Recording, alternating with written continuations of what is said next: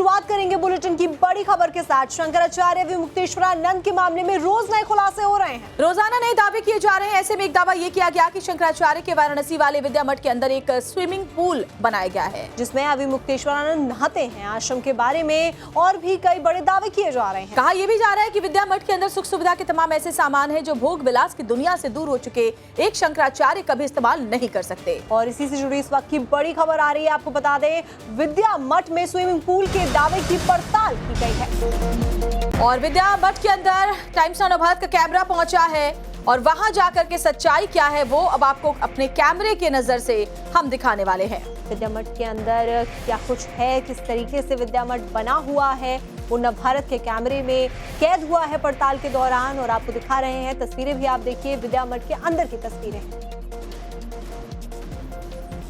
ज्योतिष पीठ के शंकराचार्य स्वामी अविमुक्तेश्वरानंद पिछले 1.5 महीने से सुर्खियों में हैं और इसके साथ ही उनके आश्रम विद्या मठ की भी खूब चर्चाएं हो रही हैं। सबसे पहले यहाँ की हम आपको तस्वीरें दिखाने की कोशिश करें तो ये वाराणसी का सोनारपुरा इलाका है और इसी इलाके में केदार मठ के ठीक किनारे ये उनका जो आश्रम है जिसे विद्या मठ के नाम से जाना जाता है। और आपकी तस्वीरें देखिए कि ये लगभग 4G+4 यानी लगभग 5 मंजिला ये पूरी इमारत है जिसका निर्माण काफी पहले कराया गया था। और इस मठ के अंदर क्या कुछ होता है, किस तरीके से बटुकों को शिक्षा दीक्षा दी जाती है, किस तरीके से उनका यहाँ पर भरण पोषण किया जाता है, किस तरीके से उनकी देख रेख की जाती है, आध्यात्मिक शिक्षा किस तरीके से दी जाती है, उसकी तस्वीरें हम आपको दिखाने की कोशिश कर रहे हैं। तो जैसे ही आप यहाँ सीढ़ियों से नीचे उतरेंगे तो यहाँ पर कुछ इस तरीके का जो विजिटिंग रूम है वो आपको दिखाई पड़ेगा, जहाँ पर जो लोग आते हैं वो बैठते हैं और जो लोग यहाँ पर पहुँचते हैं सबका जो लेखा जोखा होता है वो यहाँ के रजिस्टर में दर्ज होता है।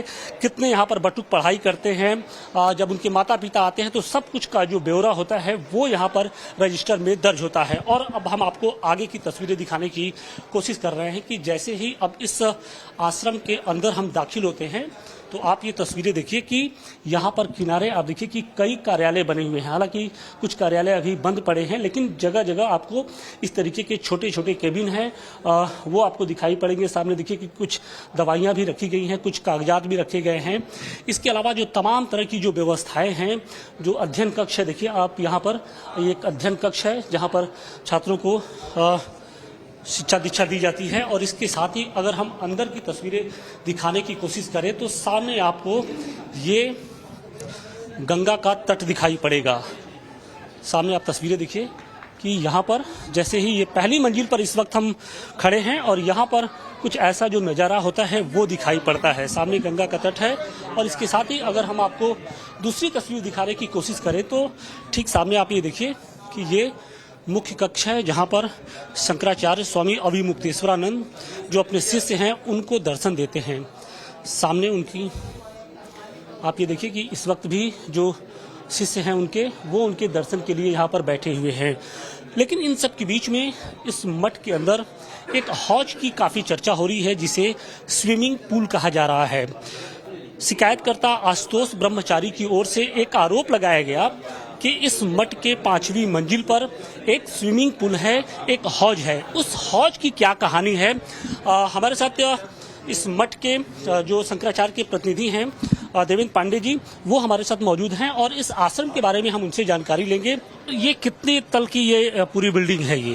ये इसका जो टोटल बना हुआ है, जैसे हम अभी यहाँ खड़े हैं, ये ग्राउंड फ्लोर है, 3 मंजिले की बिल्डिंग है। मैं देख रहा था कि कोई चिल्ला रहा है कि 5 मंजिले के ऊपर। बिल्कुल हाँ, मैं उसी बात पे आ रहा हूँ क्योंकि जो शिकायत करता है आशुतोष ब्रह्मचारी, उनकी ओर से ये कहा गया है कि इस आश्रम की 5वीं मंजिल पर एक स्विमिंग पूल बना है, एक हौज बना हुआ है जिसमें तमाम तरह की चीजें होती है। ये उनका आरोप है। इसमें कितनी सच्चाई है, इसका क्या इसकी पूरी कहानी क्या है? द्विपीठाधीश्वर शंकराचार्य जी के घुटनों में तकलीफ थी, पूरा भारत जानता है। उनका शरीर स्थूल हो गया था। मतलब शंकराचार्य जी के जो गुरु थे स्वामी स्वरूपानंद सरस्वती जी, डॉक्टरों का कहना था कि इन्हें कम से कम 3 किलोमीटर रोज चलना है, तो वो चल नहीं सकते थे, इसलिए वो एक टब जैसा बनाया गया, तो उसे स्विमिंग पूल कहें या हौदा कहें या टब कहें, तो उसमें पानी भर के और शंकराचार्य जी उसी में तैरने का प्रयास करते थे, चलने का प्रयास करते थे। उनके न रहने के बाद वो एक स्टोर के रूप में उपयोग हो रहा है। उसकी कभी हम लोगों ने उपयोगिता नहीं कि उसमें हमारे यहाँ का जो रद्दी सामान होता है वो उसमें भरा रहता है। मतलब ये काफी पहले से ही वो जो हौजनुमा एक जिसको टैंक कहे या स्विमिंग पूल कहे वो बना था। जी जी जी, सबसे ऊपरी मंजिल। जी जी, ऊपरी मंजिल पे बना हुआ। और अभी फिलहाल उसमें जो कबाड़ है वो रखी। बिल्कुल बिल्कुल, हमारे यहाँ का रद्दी सामान या बुकों का जो जैसे पुरानी बुकें हो गई तो वहाँ रखवा देते हैं, क्योंकि उसका उपयोग है नहीं, तो उसकी उपयोगिता न होने की वजह से उसका हम लोग यही उपयोग कर रहे हैं। ये सारी चीजें इसलिए हम आपसे पूछ रहे हैं क्योंकि इस पूरे आश्रम को एक विलासिता से जोड़कर देखा जा रहा है। जो उनका आरोप है उसकी सच्चाई हम जानना चाह रहे हैं। बिल्कुल बिल्कुल, अधिकार है जानने का। यहाँ हमारे जो बच्चे हैं, यहाँ से निकलकर जाने वाले बच्चे पूरे भारत में अपनी विद्वता का परचम लहराते हैं। यहाँ से पढ़कर जो बच्चे जाते हैं वो इस बात पे गर्व महसूस करते हैं कि शंकराचार्य जी के सानिध्य में रह के हमें वेद पढ़ने का अवसर मिला। तो ये तो एक कुत्सित प्रयास किया गया है, राजनीतिक षड्यंत्र है, और उस राजनीतिक षड्यंत्र को मुझे लगता है कि मीडिया के माध्यम से आज पूरा भारत पूरी तरीके से समझ। स्विमिंग पूल की बात आ रही है वो कहीं न कहीं आरोपों के टूल किट के तौर पे इस्तेमाल किया जा रहा है। बिल्कुल बिल्कुल, निराधार बातें हैं। 3 मंजिला भवन को जो 5 मंजिला बता रहा है, तो उससे उसकी मानसिकता स्पष्ट होती है कि क्या है।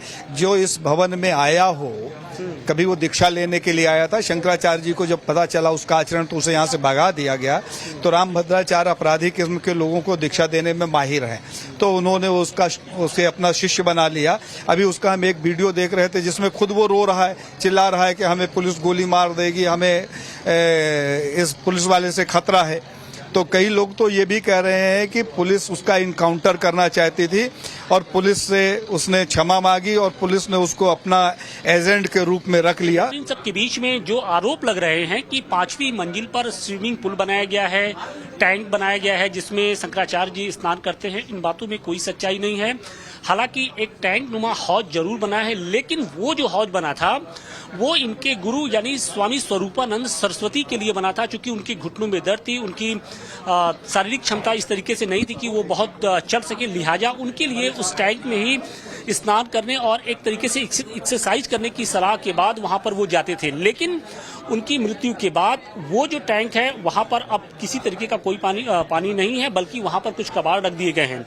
फिलहाल अगर तो स्विमिंग पूल के जो दावे किए जा रहे थे वो हमारी ग्राउंड जीरो पे जब पड़ताल हुई तो निराधार निकले। वैसे अभी मुक्तेश्वरानंद के समर्थन में कांग्रेस भी आज सड़कों पर उतर रही है। तो आपको बता दें, लखनऊ वाराणसी में कांग्रेस का प्रदर्शन हो रहा है। कांग्रेस पार्टी की तरफ से पहले ही ये कह दिया गया था कि अभी मुक्तेश्वरानंद के समर्थन में उनकी तरफ से विरोध किया जाएगा। तो कांग्रेस के प्रदेश अध्यक्ष अजय राय ने जब बात की थी तो उन्होंने साफ साफ कहा था कि अगर गिरफ्तारी होती है तो हम सड़कों पर उतरेंगे। और एक बार फिर से देखिए, अभी हालांकि इस बाबत कुछ हुआ नहीं है, गिरफ्तारी जैसी कोई अभी तक काम हुआ नहीं, बावजूद इसके कांग्रेस कार्यकर्ता अलग अलग जिलों में आज सड़कों पर उतरे हुए हैं उत्तर प्रदेश के और बीजेपी सरकार के खिलाफ जमकर हमलावर हैं। तो ऐसे में अभी मुक्तेश्वरानंद के समर्थन में कांग्रेस पार्टी खुलकर आ चुकी है। अजय राय भी पहले ही समर्थन जता चुके हैं। उनकी तरफ से कहा गया था कि प्रदर्शन किया जाएगा। जिस तरीके से स्वामी अभी मुक्तेश्वरानंद को बदनाम करने की साजिश रची जा रही है, उनके ऊपर आरोप लग रहे हैं, इसका विरोध किया जाएगा। और अभी देखिए तस्वीरें भी सामने आ रही है।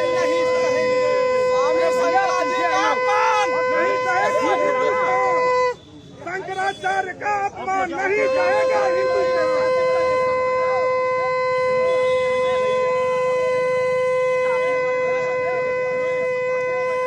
हमारे साथ हमारे संवाददाता आशुतोष और विनोद दोनों ही ग्राउंड से जुड़ रहे हैं। विनोद के पास पहले चलते हैं। जिस तरीके से जो तस्वीरें सामने आ रही हैं, प्रदर्शन हो रहा है, क्या कहना है कांग्रेस पार्टी के कार्यकर्ताओं का? का यहाँ पे और ये ज्ञापन सौंपना चाहते हैं।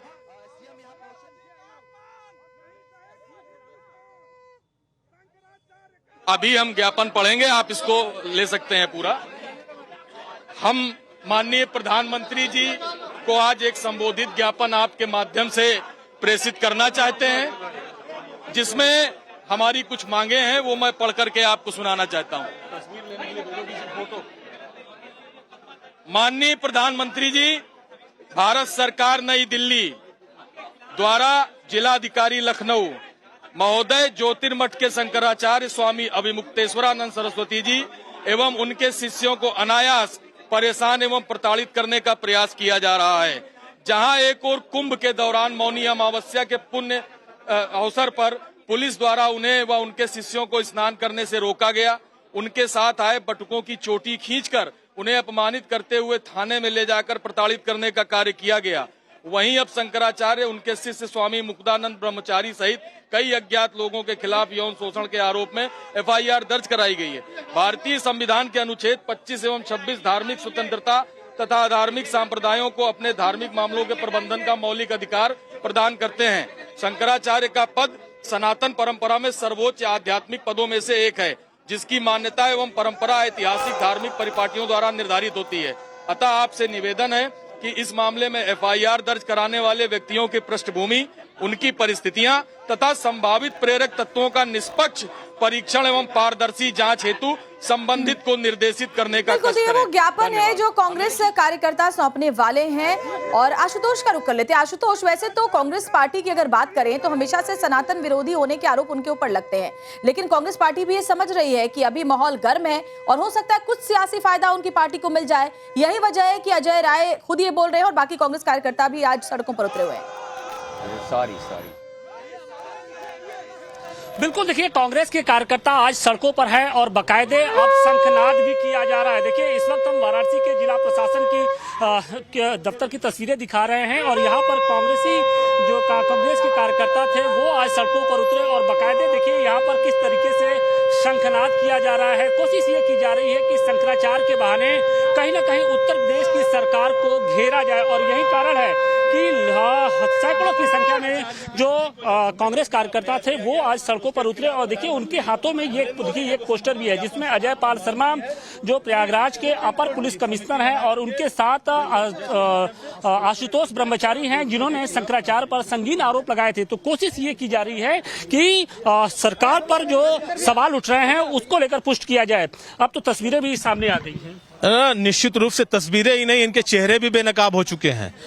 शंकराचार्य जी लगातार गोहत्या के खिलाफ, सनातन की रक्षा के लिए सरकार की नीतियों को उजागर करते रहते हैं। उससे बौखलाई ये सरकार उनकी छवि को बिगाड़ने के लिए, अपने गो हत्या में लिप्त व्यापारी मित्रों को लाभ पहुंचाने के लिए सीधे शंकराचार्य जी के ऊपर दबाव बनाने के लिए जो षड्यंत्र रचा है उसके खिलाफ आज हम सब लोगों ने उत्तर प्रदेश के 75 जिले में ज्ञापन सौंपा है और प्रधानमंत्री जी से मांग की है कि सुप्रीम कोर्ट के किसी जज की समिति बना करके पूरे प्रकरण की जांच कराई जाए।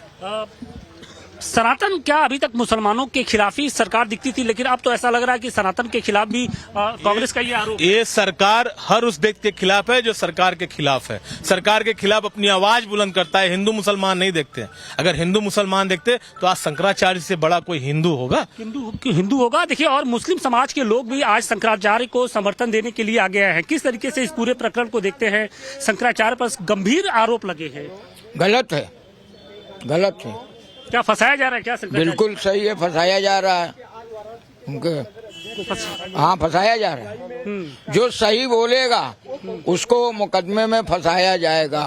शंकराचार्य ये ऐसे इंसान नहीं, अच्छे इंसान है, अब उनको फंसाया जा रहा है। आप मुस्लिम हैं लेकिन फिर भी एक शंकराचार्य के लिए आगे आए हैं। अरे भाई, हिंदू मुसलमान वो अलग चीज है, इंसानियत से बढ़ के कोई चीज है। ये हिंदुस्तान है, यहाँ हिंदू मुसलमान सब एक है, काशी है, गंगा जमुना तहजीब। ये अच्छे इंसान, इनको फंसाया जा रहा है तो क्या मुसलमान नहीं खड़ा होगा? आपको लगता है कि चूंकि उत्तर प्रदेश के मुख्यमंत्री खुद एक भगवाधारी हैं, वो संत है, दूसरे संत को कैसे फंसा सकते हैं? अब आप खुद ही देख लीजिए, भगवाधारी है, भगवाधारी झंडा बुलंद करती हुई सड़कों पर नजर आ रही है। तो वहीं समाजवादी पार्टी, जिनके कार्यकाल में इन्हीं शंकराचार्य और उनके अनुयायियों पर वाराणसी में ही लाठियां बरसाई गई थी, वो भी आज ये कह रहे हैं कि शंकराचार्य का अपमान क्यों किया जा रहा है। तब शंकराचार्य नहीं थे, अब शंकराचार्य हैं। बहरहाल आगे बढ़ते हैं। बिल्कुल, और हमारे साथ में विनोद मिश्रा भी जुड़े हुए हैं लखनऊ से भी तस्वीरें आ रही हैं प्रदर्शन की।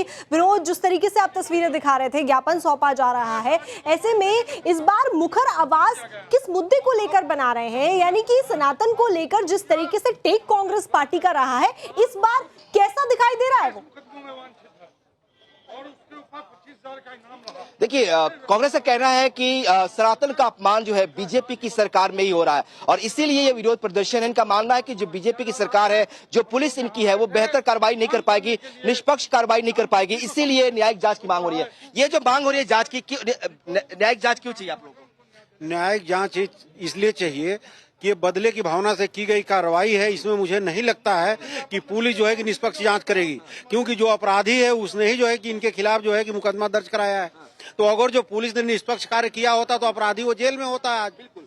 ये कांग्रेस पार्टी क्या अचानक बदल गई कि सनातन की बात करने लगी? आखिर क्या मकसद है? कहा जा रहा है कि इस पूरे मामले में कोर्ट में मामला है, कोर्ट ने ऑर्डर किया, उसके बाद FIR दर्ज हुआ है। कोर्ट में जज भी उनके हैं, वकील भी उनके हैं, पुलिस भी उनका है, प्रशासन भी उनका है। तो न्याय कैसे मिलेगा फिर? न्याय मिलेगा। न्याय शंकराचार्य जी ने हाई कोर्ट में अपील डाली है। न्याय व्यवस्था से हमको उम्मीद है, हाई कोर्ट से उम्मीद है, सुप्रीम कोर्ट से उम्मीद है। तो आप क्या चाहते कि इस पे न्यायिक आयोग का गठन किया जाए, न्यायिक कमेटी गठन किया जाए ताकि पूरे मामले की जांच हो? क्या?